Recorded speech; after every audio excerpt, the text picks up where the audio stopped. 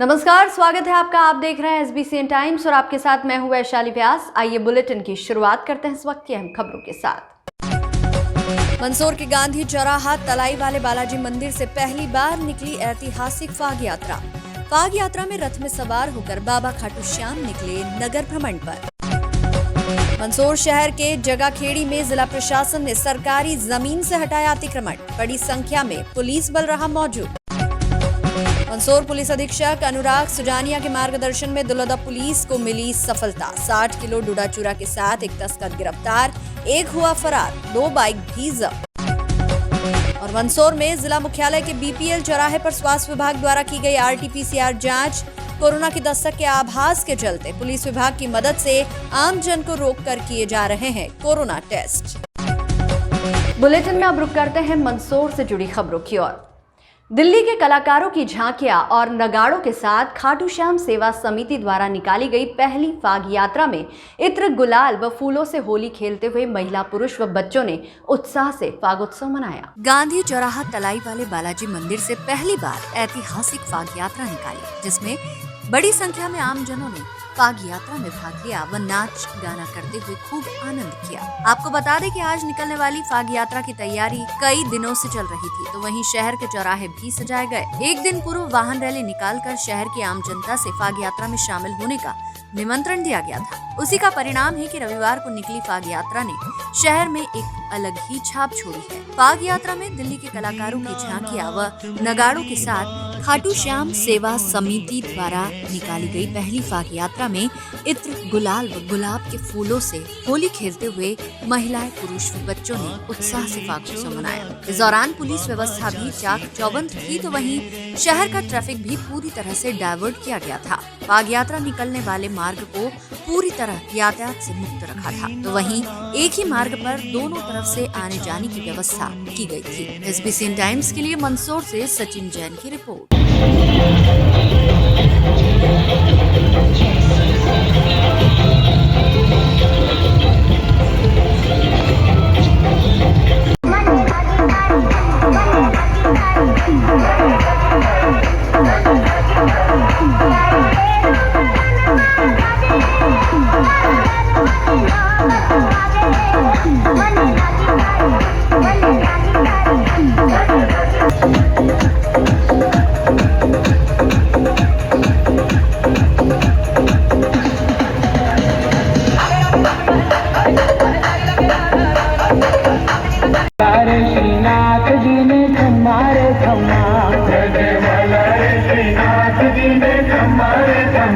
तारा नाम मेरे श्री जी धाम मेरे, तारा नाम मेरे श्री जी धाम मेरे, काला रंकार मीठा तुम्हारे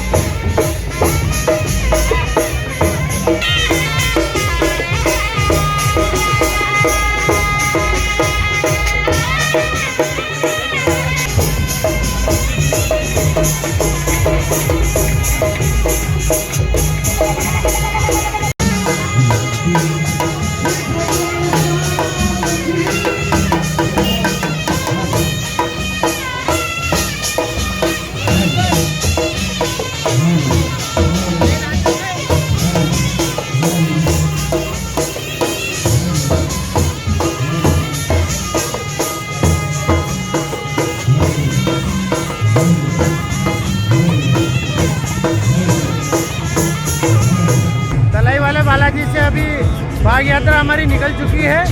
अभी हम लोग गांधी चौराहे पे पहुंचे हैं और इसकी भव्यता आप लोगों के सामने है। पूरा मंदसौर शहर बाबा के दर्शन के लिए उमड़ा हुआ है।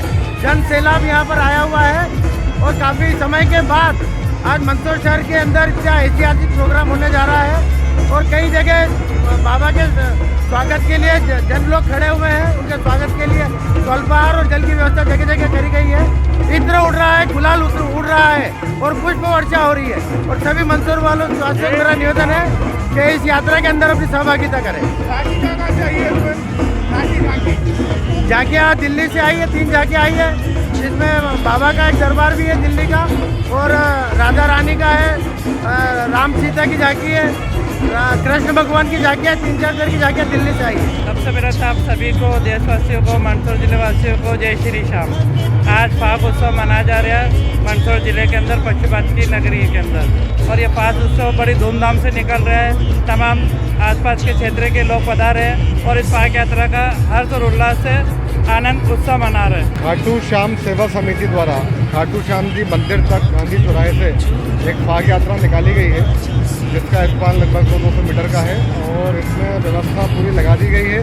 शहर के सभी थाना प्रभारी, आसपास का बल और लाइन का बल कुल मिलाकर लगभग 100 लोगों की व्यवस्था है और यात्रा व्यवस्थित रूप से चल रही है। शहर के जगाखेड़ी में शासकीय भूमि पर अतिक्रमण को लेकर जिला प्रशासन को मिली शिकायत के बाद रविवार को जिला कलेक्टर के आदेश पर एसडीएम ने अपनी टीम व पुलिस अधिकारियों के साथ शासकीय जमीन से अतिक्रमण हटाकर जमीन को अतिक्रमण मुक्त किया। मध्य प्रदेश सरकार के मुखिया शिवराज सिंह चौहान द्वारा सरकारी जमीन से अतिक्रमण हटाने को लेकर चलाए जा रहे अभियान के तहत मंदसौर जिला कलेक्टर भी लगातार शासकीय जमीन से अतिक्रमण हटाने की कार्रवाई कर रहे हैं। रविवार को भी जिला कलेक्टर के आदेश के बाद एसडीएम बिहारी सिंह, तहसीलदार मुकेश सोनी, वाईडी नगर थाना प्रभारी जितेंद्र पाठक सहित अधिकारी कर्मचारी ने जगाखेड़ी में शासकीय भूमि पर किए गए अतिक्रमण को जेसीबी से हटवाया व जमीन पर अब कोई किसी प्रकार का अतिक्रमण नहीं करे, इसको लेकर भी गांव के सचिव को निर्देश दिए। शहर के जगाखेड़ी में शासकीय भूमि पर अतिक्रमण को लेकर जिला प्रशासन को मिली शिकायत के बाद रविवार को जिला कलेक्टर के आदेश पर एसडीएम ने अपनी टीम व पुलिस अधिकारियों के साथ शासकीय जमीन से अतिक्रमण हटाकर जमीन को अतिक्रमण मुक्त किया। इस दौरान बड़ी संख्या में पुलिस बल भी मौजूद रहा। एसबीसीएन टाइम्स के लिए मंदसौर से सचिन जैन की रिपोर्ट।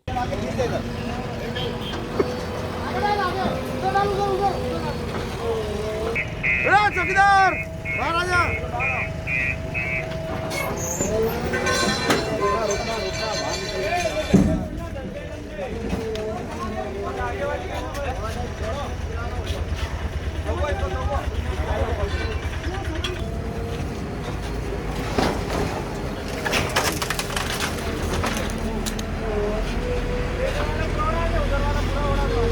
आज सुबह प्रशासन द्वारा जगाखेड़ी में जो पंचमुखी बालाजी है, इसके सामने कुछ लोगों द्वारा शासकीय भूमि पर पिलर लगा दिए थे जो आगे चल के दुकान निर्माण की संभावना थी, तो वहां पर अतिक्रमण हटाने की कार्रवाई की गई। साथ ही जो आसपास जो गुमटियां अवैध रूप से शासकीय प्रतीक्षालय के पास लगी थी, उनको भी प्रशासन द्वारा हटाया गया। उसमें पुलिस द्वारा सुरक्षा की कार्रवाई की गई।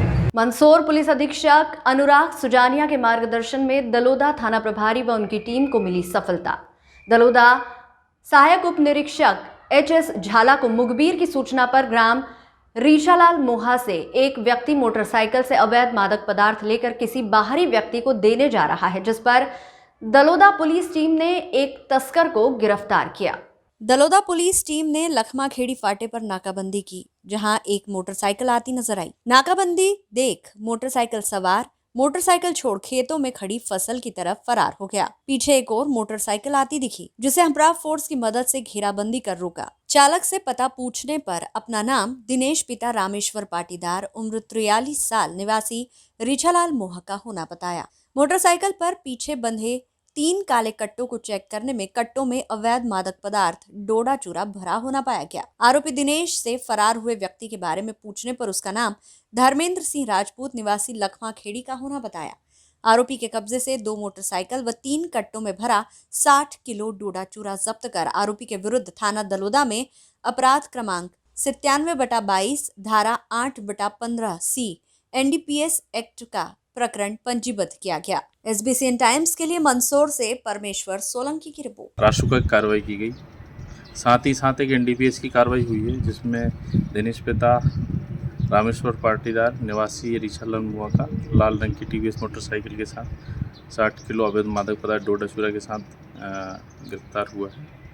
उसके साथ ही धर्मेंद्र की तलाश की जा रही है, जिस धर्मेंद्र अलग मोटरसाइकिल से पायलटिंग कर रहा है। कोरोना की दस्तक का आभास करते हुए मध्य प्रदेश सरकार द्वारा फिर से RT-PCR की जांच शुरू करने के दिए आदेश के तहत जिला मुख्यालय के BPL चौराहे पर स्वास्थ्य विभाग द्वारा कोरोना जांच कर सैंपलिंग करने के कार्य किया गया। फिर से कोरोना की दस्तक मध्य प्रदेश में ना हो, उसके पूर्व ही सरकार ने कोरोना की RT-PCR जांच कर सैंपलिंग करने का कार्य रविवार को जिला मुख्यालय के BPL चौराहे पर स्वास्थ्य विभाग की टीम द्वारा किया जा रहा है। स्वास्थ्य विभाग की टीम द्वारा आमजन के एक दिन में करीब 40 RT-PCR की जांच कर सैंपल लिए जा रहे हैं। आपको बता दें कि मार्च माह चल रहा है। इस दौरान कहीं फिर से कोरोना की दस्तक ना हो जाए, इससे पूर्व ही सतर्कता बरतते हुए स्वास्थ्य विभाग द्वारा पुलिस की मदद से आमजन को रोककर उनके कोरोना टेस्ट किए जा रहे हैं। इस दौरान BPL चौराहे पर पुलिस द्वारा बैरिकेड्स लगाकर वाहन चालकों को रोककर उनकी कोरोना जांच करवाई जा रही है। SBCN टाइम्स के लिए मंदसौर से सचिन जैन की रिपोर्ट। आदरणीय कलेक्टर महोदय सर के आदेश पर, आदरणीय CMHO सर के आदेश पर, जैसा कि भोपाल से भी ऑर्डर आया है कि कोविड का थोड़ा सा लो टाइम आ गया है, तो जैसे माननीय मुख्यमंत्री जी और आदरणीय चीफ सेक्रेटरी महोदय सर के आदेश पर, आदरणीय CMHO सर के नेतृत्व में तमाम हमारा पुलिस विभाग, तमाम प्रशासन मिलकर हम कोविड की जो हमें प्रतिदिन 30 या 40 सैंपल के ऑर्डर दिए जा रहे हैं, उस हिसाब से हम सैंपलिंग कर रहे हैं। कहाँ पर की जा रही है और कितने लोगों की सैंपलिंग की गई? अभी तक कम से कम 20 से 22 लोगों की सैंपलिंग RT-PCR जांच के तहत की गई है, और BPL चौराहा जो कि मंदसौर का सबसे मेन चौराहा है, जहां स्पॉट पर सैंपलिंग चल रही है। जहां एक और प्रदेश सरकार द्वारा शासन की हर एक योजना आम आदमी तक पहुंचाने के साथ उसका लाभ दिलाने का दावा पेश कर रही है सरकार, तो वहीं जिला मुख्यालय के समीप मंदसौर ग्राम पंचायत अघोरिया के गांव मिर्जापुर के बाशिंदे योजना का लाभ तो दूर, मूलभूत सुविधाओं का लाभ भी नहीं ले पा रहे हैं। इधर ग्रामीणों का आरोप है कि सरपंच भी गरीबों के राशन कार्ड, आवास दिलाने के नाम पर हम लोगों को चक्कर लगवा रहा है और बिजली का 100 रुपए का बिल गरीब लोग नहीं भर सकते हैं। ऐसे में सरपंच योजना का लाभ दिलाने में पैसे की मांग करता है। ऐसे में पैसे कहां से लाए हम? मंदसौर विधानसभा के अंतर्गत आने वाला गांव मिर्जापुर के गांव के महिलाओं और पुरुषों का कहना है कि यहां पर सुविधाओं के नाम पर उनको छला जा रहा है। पीने के पानी की व्यवस्था नहीं है, शौचालय तो दूर, गरीब विधवा महिलाओं को पेंशन तक नहीं मिल पा रही है। सड़क है, उसमें भी बड़े बड़े गड्ढे हो रहे हैं और नालियां भी नहीं है, वो भी टूटी हुई है, जिसके कारण ग्रामीणों को बारिश में आने जाने में परेशानी का सामना करना पड़ रहा है। ये मंदसौर विधानसभा में आने वाला गांव है, जहां समस्या का अंबार लगा हुआ है। जब SBCN टाइम्स ने विधायक यशपाल सिंह सिसोदिया से चर्चा की, जिसमें विधायक सिसोदिया ने कहा कि हमें आपके चैनल के माध्यम से जानकारी लगी है। उन्होंने कहा कि ग्रामीणों की समस्या को वहां के सरपंच और जिला पंचायत CEO से मिलकर हल करने का प्रयास करेंगे। SBCN टाइम्स के लिए मंदसौर से शुभम चौहान की रिपोर्ट। शौचालय तो काफ़ी लोगों के बन चुके हैं, कोई गिने चुने होंगे लोग, तो अब शासन का नियम है कि जो शौचालय अगर कोई भी हितग्राही बनाता है तो बनाए। हम तो लोगों को प्रेरित करते हैं, जब भी जाते हैं लोगों से ही कहते हैं कि आप शौचालय बनाओ। अब लोग चाहते हैं कि उनको पैसा पहले मिले, लेकिन शासन की मंशा अनुसार पैसा पहले नहीं दिया जाएगा। आदमी शौचालय बना लेगा, उसके बाद जो भी शासन से तय राशि है 12,000 रुपये, वो डायरेक्ट हितग्राही के खाते में ट्रांसफ़र कर दी जाएगी। पर लोगों का यह कहना हमें पैसा पहले दिलाओ, तो पैसे पहले नहीं मिलेगा, पैसा बनाने के बाद मिलेगा। तो ऐसे कोई वंचित वैसे तो काफ़ी लोगों के 99% बन चुके हैं, कुछ होंगे तो उनके भी बनवा देंगे, अगर वो बना रहे हैं तो पैसा दिलवा देंगे। कुछ ऐसे लोग भी हैं जो काफ़ी सरकारी योजना से वंचित? नहीं, ऐसी तो मेरी कोई जानकारी में नहीं कि शासकीय योजना से कोई वंचित होगा। अगर वंचित होगा ना, वो घर बैठा तो वंचित रहेगा। अगर वो वंचित है तो हमें अवगत कराएगा कि भाई मैं इस योजना से वंचित हूँ, तो हम उसका पूरा प्रयास करेंगे कि वो कौन सी योजना से वंचित है और कैसे वंचित है। उनको कहीं से कहीं तक किसी प्रकार कोई जानकारी नहीं है?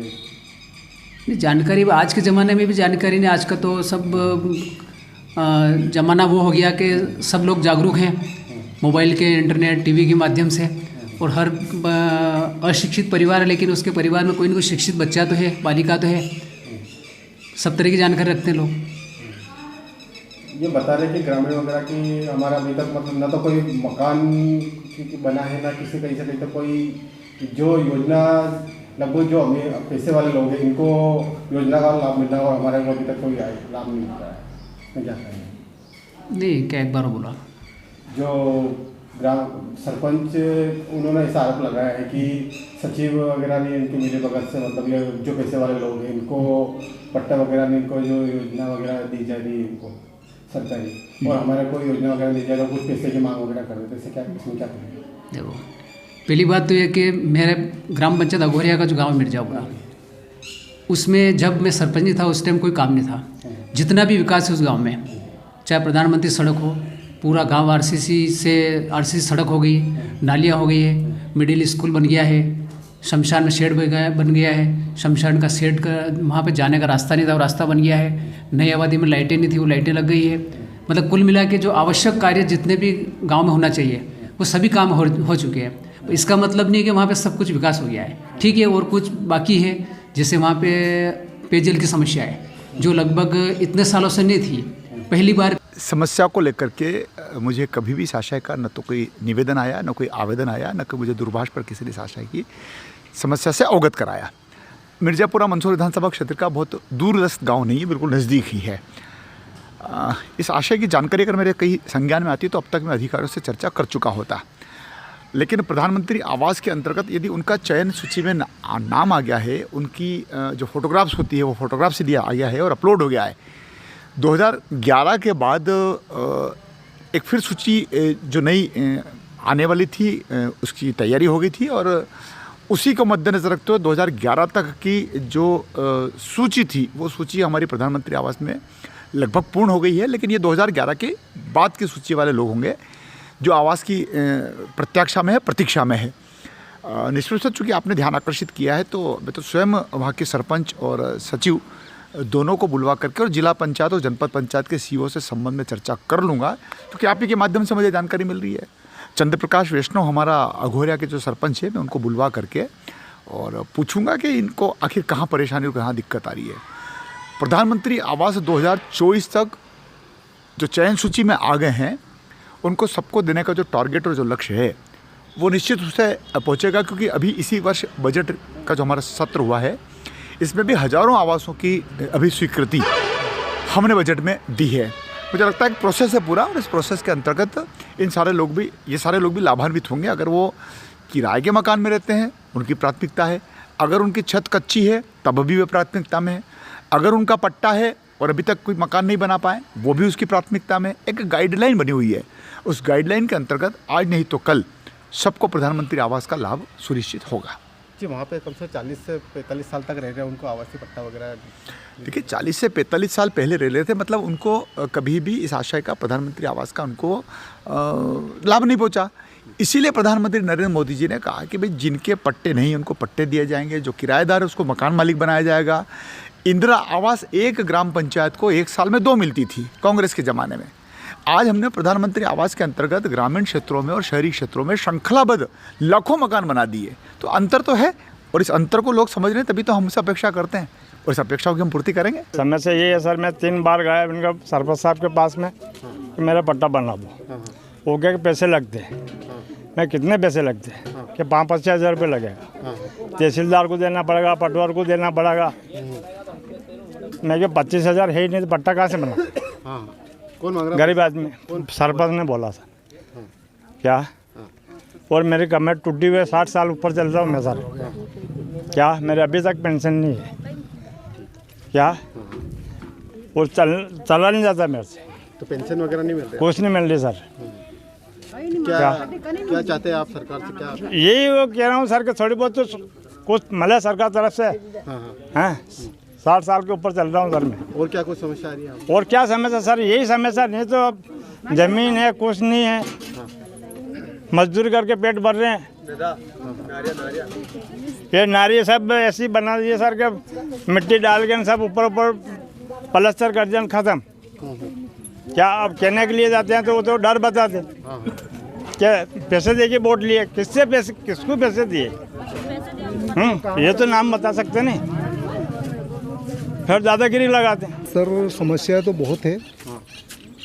मैं शुरू से मेरा जनप्रतिनिधित्व करता हूँ इस गांव का, और मैं भी गरीब हूँ, और इन गरीबों का जो समस्या आपको बताइए सब नहीं, इनका ना तो किसी के तो राशन कार्ड नहीं, किसी के राशन कार्ड दिए गए हैं, ना इनका पट्टे मिले हैं मकानों के, और ना इनको आवास मिले हैं। हमारे मामा जी भी अच्छे हैं, मोदी जी भी अच्छे हैं, वो बहुत से पैसे ले लिए बताते हैं ये, बाकी पट्टे भी नहीं दिए इनको। एक दूसरी बात ये है कि मैं चाहता हूँ कि मेरा गांव का विकास हो, मेरे गांव की जनता खुशहाल रहे, मेरी गांव के गरीब आदमियों को न्याय मिले। और यहाँ पे सर बात ये है कि जो पैसे वाले लोग हैं उनको तो न्याय मिल रहा है, उनको एक एक परिवार में 3-3, 4-4 कूपन और 3-3, 4-4 मकान भी मिल चुके हैं उन लोगों को। नहीं तो इसकी जांच आयोग बिठाएं और इसकी जांच करें सर, इसमें कई घपले सामने आएंगे। और किन किन योजना से वंचित रह रहे हैं? ये बताया ना सर कि एक तो ये जैसे कि आज की समस्या ये है कि ये गरीब आदमी, इनकी मजदूरी ही रोजी रोटी है कि इनका 100 रुपये का एक बिल आता है मात्र, तो वो भी नहीं भर पाते हैं। इनकी ये समस्या थी, बेचारे सरपंच कौन इनको कहाँ से पैसे देके अपना काम करवाएंगे। तो मैं चाहता हूँ कि कोई ऐसी या तो ग्राम विकास स्टूडेंट समिति के माध्यम से इन लोगों का काम हो जाए, जो कि इनसे पैसा नहीं ले और निस्वार्थ इनकी सेवा हो जाए और इनकी समस्या का समाधान हो जाए सर, यही मेरा निवेदन। मैंने जो कुआं का ठेका लिया था, जो मैंने वो कुआं खोदा है उसमें से पैसे नहीं दिए एक ने, उसके बाद में उसने ये बोला कि दादागिरी कर रहा है कि पैसे तेरे से होना जो कर ले, मैंने पास पैसे नहीं है, अभी तक मेरा पैसा नहीं दिया, मेरे को कुआं यहाँ ठेका लिया था। और क्या यहाँ पे क्या समस्या आ रही है? गाँव का रहने वाला इसको 40,000 रुपये मेरे। किसने दी 40,000? सरपंच से लेना है।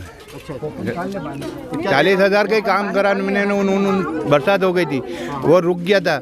मैं उसके बाद में उन्होंने कहा काम चालू करो, मैंने कहा पैसा दोगे जब बोरिंग वाले का सामने वाले का पैसा देना 10,000 रुपये, तो मैं कहाँ से दूंगा? मजदूर को मैंने खेत गिरवी रख के पैसे दिए।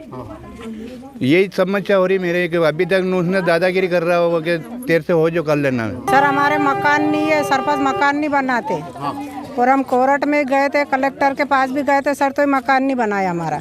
और गांव में इतनी परेशानी सर, माँ के कहना वो गरीब लोग रहे तो कहीं नहीं मिल रहा, माने किलो ऑटो लाइन खाई रहा, मजदूरी करा कहीं नहीं मिल रहा सर माने। और कहना खेती बाड़ी वाला के मकान है और सब कुछ पट्टा भी है वहाँ के खेती बाड़ी वाला के, और माँ के कहीं नहीं है सर। और गांव में बड़ा बड़ा आदमी बोले के नाम के तुम तो लोन लेके मकान बनाओ सर, लोन लेन मकान बनावा के बच्चा की शादी करा के भी खावा कई कई पूर्ति करा है, फिर हमको किस्त भी भरनी पड़ती है सर, एक आदमी क्या करते हैं।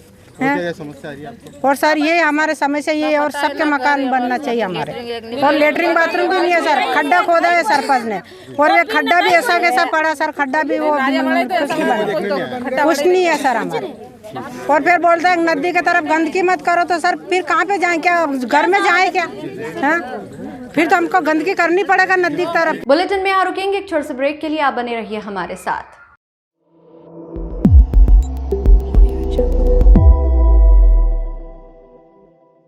रविवार सुबह खड़ावदा रोड स्थित कृषि उपज मंडी में मालवीय मेहर समाज विभिन्न बंधुओं को लेकर महत्वपूर्ण बैठक आयोजित की गई। अतिथियों ने सर्वप्रथम मां सरस्वती की तस्वीर पर माल्यार्पण एवं बाबा भीमराव अंबेडकर की तस्वीर पर माल्यार्पण कर कार्यक्रम की शुरुआत की। राष्ट्रीय अध्यक्ष प्रवीण मांगरिया, जिला अध्यक्ष शंभूलाल पवार, ग्रामीण जिला अध्यक्ष अर्जुन सिंह सिसोदिया, सचिव मुकेश मेहरा, तहसील अध्यक्ष गरोट रमेश चंद्र मेहर सहित अन्य पदाधिकारी उपस्थित रहे।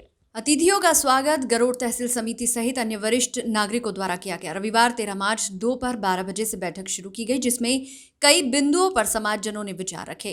जिले में आवासीय विद्यालय बनाने के लिए सहयोग राशि एकत्रित करना एवं संगठन को मजबूत करने के लिए शिक्षित करने, संगठित करने के लिए सदस्य जोड़ो अभियान को बढ़ावा देने सहित समाज में बढ़ती कुरीतियों, शराबबंदी, नशा मुक्ति अभियान चलाना, मोसर पगड़ी कार्यक्रम में सीमित खर्चा, शिक्षा को बढ़ावा देना सहित सामाजिक वाद विवाद समाप्त करने के लिए चर्चा की गई।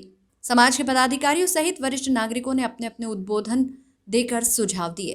बैठक में राष्ट्रीय अध्यक्ष प्रवीण मांगरिया, जिला अध्यक्ष शंभूलाल पवार, रमेश मेहर, गरोट तहसील अध्यक्ष, जिला सचिव मुकेश मेहरा, ग्रामीण अध्यक्ष अर्जुन सिंह सिसोदिया, मुकेश मेहर, रामलाल मेहर, पीरूलाल मेहर डाकनी, भेरूलाल लसूड़िया, डलमू कारूलाल मेहर, कंवरलाल आकली, रामलाल मेहर, पिपलिया मोहम्मद रामलाल, तहसील सचिव प्रकाश मालवीय, मोलाखेड़ी बुजुर्ग रामलाल मेहर, मदनलाल आकली, घनश्याम मेहर आकली, जगन्नाथ मेहर, उदयराम मेहर, गुराड़िया नरसिंह, भेरूलाल कछालिया, कालूराम धतुरिया, देवरिया राजाराम, बलराम, श्यामलाल मेहर सगोरिया, ईश्वर देवरिया, संजय देवरिया, जगदीश मेहर गरोट, सुरेश मेहर सह मीडिया प्रभारी गरोट, विष्णु बर्डिया आमरा, ईश्वर मेहर, संजय मेहर, समाज के युवा एवं पदाधिकारी उपस्थित रहे। उक्त जानकारी मीडिया प्रभारी ईश्वरलाल मेहर द्वारा दी गई। SBCN टाइम्स के लिए गरोट से हरीश सांकला की रिपोर्ट। अखिल भारतीय मालवी मेहर भलाई समाज संगठन जिला इकाई मंदसौर के अंतर्गत तहसील गरोट की आज बैठक रखी गई, जिसमें तहसील इकाई का गठन और पुनर्गठन के साथ साथ मालवी मेहर भलाई समाज का जो जिला मुख्यालय पर आवासीय विद्यालय निर्माण का कार्य प्रारंभ होने वाला है, उससे संबंधित सदस्यता अभियान को लेकर आज की बैठक बुलाई गई, जिसमें नवीन तहसील कार्यकारिणी का कार्यकाल बढ़ाया गया, साथ साथ में आवासीय विद्यालय के लिए सदस्यों को इसमें जोड़ा गया और समाज में हो रही व्यापक बुराइयों को लेकर समाज को जागृत करने का कार्य किया गया है कि कम से कम हमें कुरीतियों को दूर करना है, मोसर को मीठा हटाना है और उससे सामाजिक विकास के कार्यों में उस पैसों का उपयोग करना है। सब्जी पूरी का प्रावधान करें और बच्चों को पढ़ाने के लिए उस पैसों का उपयोग करें। कर्ज लेकर मोसर करने से आने वाली पीढ़ी को दुख तकलीफों का सामना करना पड़ता है, इसलिए इसको कम से कम किया जाए। जहाँ पर भी तहसील इकाइयों को निर्देश किया गया है कि जहाँ पर भी आपके क्षेत्र में समाज के किसी भी व्यक्ति के ऊपर अन्याय, अत्याचार, शोषण होता है तो उसके लिए तत्काल जाकर आप उन्हें कानूनी सहायता उपलब्ध कराने के लिए उनका मनोबल बढ़ाएं और उनको कानूनी सहायता उपलब्ध कराने के लिए उनके लिए संघर्ष करें, पुलिस में रिपोर्ट करवाएं, तहसील में जाकर उनका आवेदन प्रस्तुत करें। ये सारी एक्टिविटीज़ को लेकर आज हमारी यहाँ पर बातचीत हुई और समाज के सही रूप से दिशा और दशा निर्धारित करने की प्रक्रिया हुई। रविवार को नीमच विधायक दिलीप सिंह परिहार के आवास के बाहर नीमच के प्रधानमंत्री आवास योजना के हितग्राहियों ने आवास की मांग को लेकर धरना दिया। दरअसल सभी आवेदक आवासहीन हैं और इन्होंने वर्ष 2015 में आवास योजना के तहत आवेदन किया था। आवेदन के साथ ही निर्धारित राशि भी नगरपालिका में जमा कराई थी, मगर अब योजना को सरेंडर कर दिया गया है। ऐसे में सभी हितग्राहियों को आवास मिलना मुश्किल हो गया है, जिसके चलते आक्रोशित योजना के हितग्राही नीमच विधायक के आवास पर पहुंचे, जहां उन्होंने धरना दिया। इस दौरान उन्होंने विधायक दिलीप सिंह परिहार को उक्त योजना के जितने भी आवास जिन लोगों के हैं उन्हें आवास उपलब्ध कराने की मांग के संबंध में एक ज्ञापन भी दिया। 2015 में नगर पालिका ने एक योजना निकाली कि पहले आओ पहले पाओ के तहत 40,000 रुपये सबसे जमा करवाए और जो पहले आओ पहले पाओ के दे के योजना के तहत सबको आवंटन देने की कार्रवाई की। लेकिन 2018 में देने का इन्होंने वादा किया था, लेकिन नगर पालिका द्वारा 2022 तक किसी को आवास नहीं दी गए। दूसरी बात यह है इसमें कि जो योजना थी जहाँ पे स्वीकृत की थी वहाँ पे मेडिकल कॉलेज के नाम पे इन सब लोगों के साथ धोखाधड़ी की जा रही है, इनके साथ अन्याय किया जा रहा है। मेडिकल कॉलेज बने, कोई ये नहीं चाहता, यहाँ सब जने चाहते हैं मेडिकल कॉलेज बने, लेकिन जहाँ आवास योजना स्वीकृत थी वहाँ आवास ही बनना चाहिए था। अगर आवास जहाँ बनने थे तो वहाँ मेडिकल कॉलेज स्वीकृत की तो इनको दूसरी जगह देना था। बिगर किसी कारण से उन्होंने योजना को सरेंडर कर दिए। आज हम विधायक जी के घर पर आए हैं धरना देने के लिए, लेकिन विधायक जी भी इस बात को नहीं समझ पाए। विधायक जी कह रहे हैं कि मोदी जी किस्तें देंगे। अरे भाई, तुमने योजना ही सरेंडर कर दी तो किस्तें किसको देंगे? पहले तो आप योजना को वापस स्वीकृत करें और कहाँ पे देंगे वो ज़मीन चयनित करें। ये विधायक जी भी जो बोल के गए हैं वो गलत बात बोल के गए हैं। विधायक जी कतई समझ नहीं पा रहे हैं कि ये मामला दूसरा है। प्रधानमंत्री आवास योजना अलग चीज़ है, उसमें सबको पैसे देते हैं। इसमें ज़मीन के लिए इन्होंने अपने पैसे जमा कर रखे हैं, इनको ये मामला अलग है।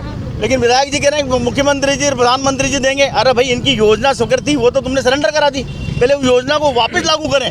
अगर इनके साथ न्याय नहीं होगा तो हम फिर लड़ेंगे, विधायक जी का फिर घेराव करेंगे, शासन का घेराव करेंगे, भूख हड़ताल करेंगे, लड़ाई लड़ेंगे। अरे लेकिन इनके अधिकारों के लिए किसी भी हालत में इनको आवाज दिला के रहेंगे। नीमच के ग्वालटोली में श्री श्याम भजन संध्या का आयोजन किया गया। ग्वालटोली समिति द्वारा इस भजन संध्या का आयोजन किया गया। भजन संध्या में बाहर से आए कलाकारों ने सुंदर भक्ति गीतों की प्रस्तुतियां दी। भजन संध्या को लेकर लोगों में भी काफी उत्साह देखने को मिला। बड़ी संख्या में नीमच शहर के साथ साथ आसपास के ग्रामीण इलाकों से भी लोग पहुंचे। भजन संध्या में भजन गायक अमर आकाश रतलाम, गायिका आंचल राठौर जावरा ने मंत्र मुग्ध करने वाले भजन प्रस्तुत किए।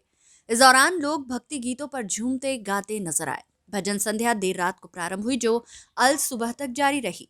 समिति के द्वारा प्रतिवर्ष भजन संध्या का आयोजन किया जा रहा है। हालांकि विगत 2 वर्षों से कोरोना महामारी के चलते इसका आयोजन नहीं हो पा रहा था। बातें इतनी जरूरी है कि वो अभी नहीं होगी तो कभी होगी, और ये आयोजन तो रोज होता है यहाँ पर।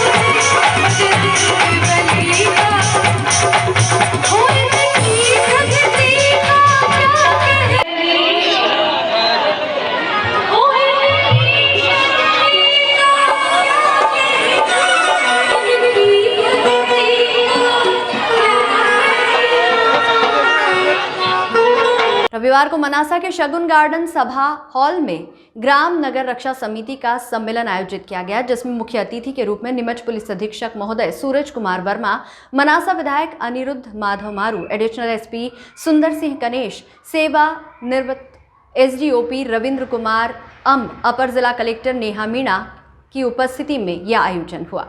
आयोजन के दौरान रामपुरा मनासा कुकड़ेश्वर थाने के पुलिस थाना प्रभारी, ग्राम रक्षा समिति के सदस्य, एनसीसी कैडेट्स के छात्र, कैप्टन, पत्रकारगण मौजूद रहे। मंच से नीमच एसपी महोदय ने उपस्थित ग्राम रक्षा समिति के सदस्यों को अपराध रोकने, जागरूकता, नशा मुक्ति, यातायात जागरूकता जैसे कई विषयों पर संबोधित किया। साथ ही मनासा विधायक अनिरुद्ध माधव मारू ने सभी पुलिस जवानों, रक्षा समिति के सदस्यों को संबोधित किया। अंत में सभी कोरोना योद्धाओं को प्रमाण पत्र देकर सम्मानित किया। आस्था भी पशुपतिनाथ जी के रूप में सम्मानीय अतिथियों द्वारा हम सबको भेंट किया जा रहा है।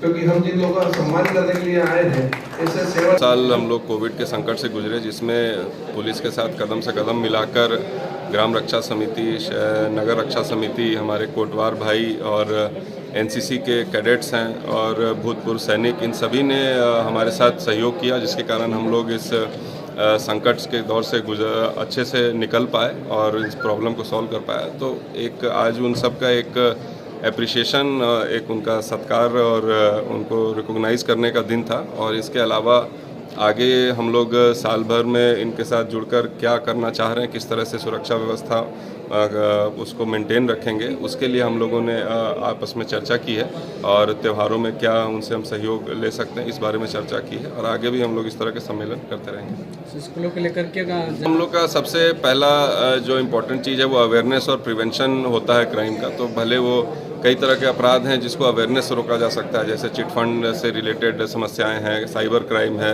या रोड एक्सीडेंट्स है, जिसमें अगर हम जागरूकता भी अगर थोड़ी बढ़ाएं तो उससे ये जो है इंसिडेंट्स कम होते हैं। तो इन जितने भी आज हमारे जो लड़के आए थे, बच्चे और बच्चियां, उन सबको हम लोगों ने यही बताया है कि आप लोग अपने अपने क्षेत्र में जागरूकता पर भी काम करें और हमारे थाना से जुड़कर उसमें जब भी आप वॉलंटियर की तरह अगर जुड़ना चाहते हैं, सप्ताह में अगर आप 2 घंटे 4 घंटे जो भी समय निकाल सकते हैं हमारे साथ जुड़ें, तो आपका भी एक विकास होगा, लीडरशिप डेवलप होगा, आप और जो आपका अपना क्षेत्र है उसमें सुरक्षा भी इम्प्रूव होगी। वहीं मनासा हायर सेकेंडरी स्कूल खेल मैदान में विधायक कप का हुआ समापन। पीपलिया रावजी टीम रही प्रथम विजेता। मनासा के हायर सेकेंडरी स्कूल खेल मैदान में विधायक कप 2022 का आयोजन हुआ। 2 दिवसीय विधायक कप 2022 में विधानसभा की 25 टीमों ने भाग लिया। रविवार को फाइनल मैच पुरुष वर्ग में पीपलिया रावजी व बालागंज के बीच खेला गया, जिसमें पीपलिया रावजी टीम विजेता रही। वहीं महिला वर्ग में भाटखेड़ी व कुकड़ेश्वर टीम के बीच मैच खेला गया, जिसमें कुकड़ेश्वर टीम विजेता रही। दोनों विजेता टीम को 11,11 हज़ार रुपए का प्रथम पुरस्कार दिया गया। उप विजेता टीम बालागंज व भाटखेड़ी टीम को 5-5 हज़ार रुपए का पुरस्कार प्रदान किया गया। तीसरी विजेता टीम पोखरदा को 2,000 रुपए का पुरस्कार प्रदान किया गया। पुरस्कार वितरण के दौरान विधायक अनिरुद्ध माधव मारू, बंशीलाल राठौर, मुकेश डांगी, कैलाश पुरोहित मुख्य अतिथि के रूप में मौजूद रहे।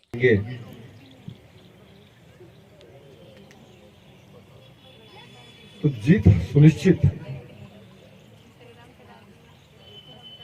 और मैं तो खेल एवं युवा कल्याण विभाग के जो लोग आए हैं उनसे एक अनुरोध करूंगा कि उनको सॉर्ट आउट करें, इनको आगे ट्रेनिंग दिलाने की मैं सारी व्यवस्था करूँ।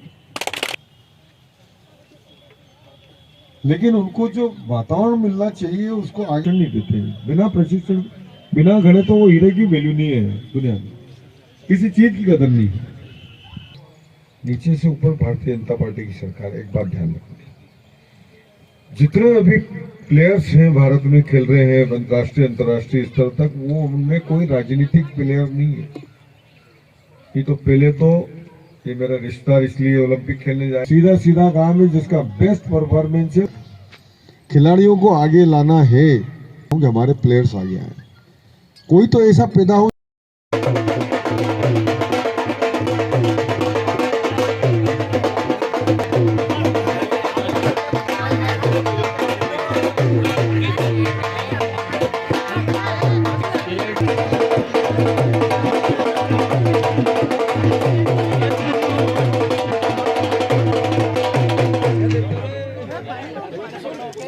और ट्रॉफी से कुकड़ेश्वर टीम को सम्मानित किया जा रहा है।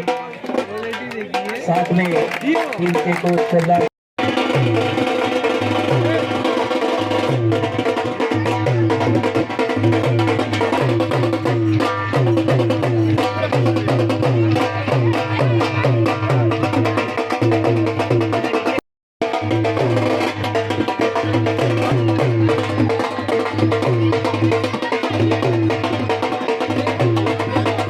इस बुलेटिन में फिलहाल इतना ही। लगातार न्यूज अपडेट्स के लिए देखते रहिए SBCN टाइम्स। नमस्कार।